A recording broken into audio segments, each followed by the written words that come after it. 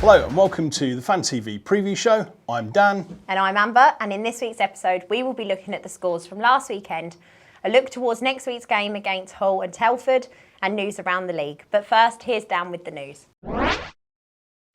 In Phantoms news this week, it was announced that Brad Bowring will set a 5-game ban following a checking to the head incident of the Milton Keynes Lightning on Saturday. He's already sat one game of that ban in the Phantoms game on Sunday against the Swindon Wildcats, so he should be back with us in about 2 weeks. And in other game review news, Josh Hodgkinson of the Hull Seahawks and Tyler Plews for the Swindon Wildcats both received 1 point each for fighting following their tilt on Saturday. And then Oliver Endicott and Jack Cooper of the Knights and Romford Raiders respectively also received 1 point each for fighting for their tilt on Saturday. On Sunday, Mikey Power of the Romford Raiders and Sam Cooper of the Leeds Knights also received a point each for their little tilt. One other thing went to Department of Player Safety, and that was Jay King of the Bristol Pitbulls, who picked up a major penalty for slashing. This was made to a 1-game ban, which he'll serve on Saturday. Amber, you caught up with Callum Bouglas and Jasper Foster earlier this week. I did, yes. Let's take a look at what they had to say. Thank you so much for joining us. It's your 8th season with the Phantoms, and I believe it's your 300th game this weekend. How does that feel? Yeah, quite mad to be fair. Obviously, I didn't have a clue about the milestone really until you mentioned it. I think someone mentioned me earlier saying about it as well. But yeah, it's gone by real quick to be fair. Still remember coming here for the first time and going in that locker room in terms of as a home player anyway. But yeah, it's kind of crazy to still be here and playing, but yeah, loving every minute still, and yeah, just really happy to be here still. Do you remember what you thought of the rink the first time you played here? Yeah, and yeah, it's a little bit of a laugh with me and my dad because when I played here for the first time, I went back and I told my dad, I don't know how far I'm going to go in hockey, but I will never play in that rink or for Peterborough. And then here I am in my 8th season, 300 games later, as you said. Yeah, and actually loving this rink and not enjoying going to other away rinks instead now. Did you think you would be here with the Phantoms for this long?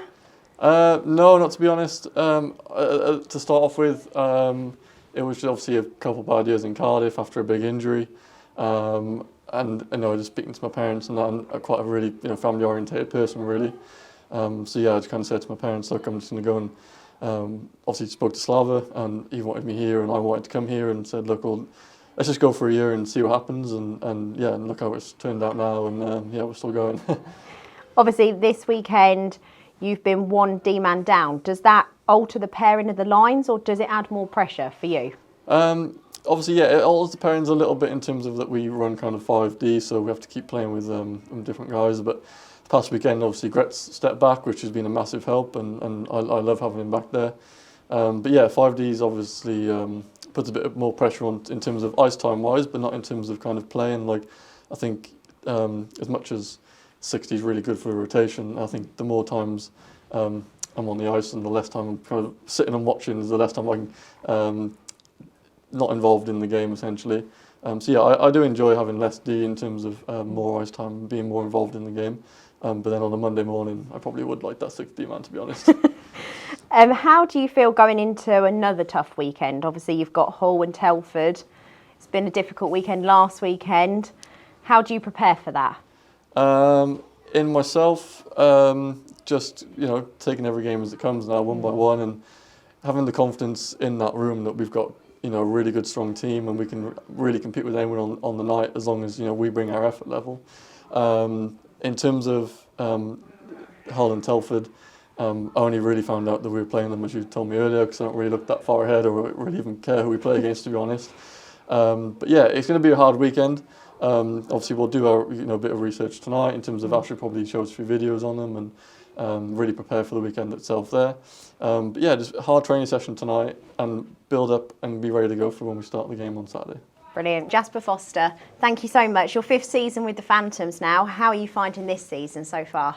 Yeah, it's been good fun so far. It's a lot different with a new coach and all the new boys that have joined, but at the same time it's kind of similar because a lot of the guys are coming back from leaving and then coming back. But yeah, it's been good fun and everyone enjoys coming back for the new year, and yeah, we started off well. So I think if we just carry this win streak on, winning on, then we'll be all right for the row.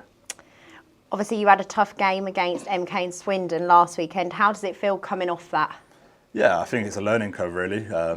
We kind of went into MK. I don't know what really happened in the team, kind of thing. But yeah, to get beat like that is kind of, we know we need to fight back and get a good result coming into Sunday, and that's exactly what we did. We knew they were going to be good. They have a lot of firepower, and we did just that and got the points we needed for that weekend and the weekend coming. How do you feel about this weekend's games against Hull and Telford? Yeah, obviously we've played Telford before. We know what they're about. They're a good team, and Hull, we haven't played them yet, but they're always physical and fast, and so we know it's going to be a bit of a challenge. But yeah, I think everyone knows what is expected of them, and yeah, we just need to make sure that we're 100% each game, and if we do that, then there's no reason why we can't take points off both of them again. Absolutely. Well, thank you so much for joining us, and I look forward to talking to you later in the season. So there you go. I mean, that was Callum Bouglas. Played one game here, decided he was never going to come here again. Well, that's funny because he's on his 8th season now. So Exactly. And it was also good to hear from Jasper, looking forward to this weekend, the games that are coming up. And you've got a bit more on that for us. This weekend we go on to face Hull, who have won 1 out of 5 games of their season, whereas the Phantoms have won 4 out of 5. However, 3 of them have been overtime or penalties.